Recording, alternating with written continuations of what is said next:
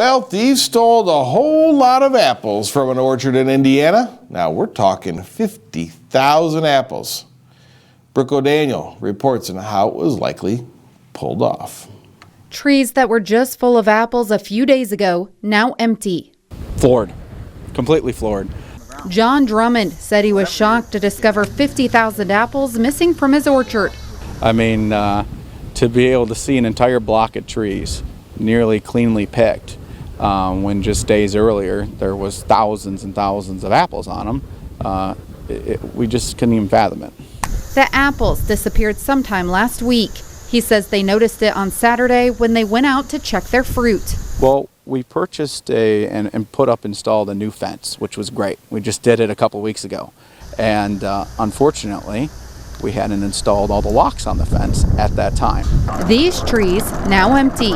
He says the thieves targeted trees in a valley at the back of the orchard. Since there aren't any apples on the ground, they believe the thieves came through, shook the trees, dropping the apples on a tarp to collect into bins. Very often, people that would mass pick in that type of manner would want to use those for making applesauce or making cider.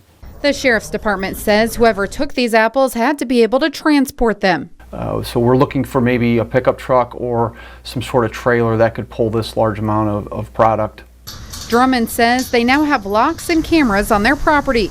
But as he looks at his rows of trees, I still can't believe it. There's just so many apples gone. He's thankful that the amount stolen was only 5% of his crop. This is just a bump in our journey, and there's a lot of apples still left out there. Well, so how much are those apples worth? Well, Drummond says he could have sold them for about $27,000. Drummond says he still has plenty of apples for picking on the 135 acres, and they plan to stay open until October 27th.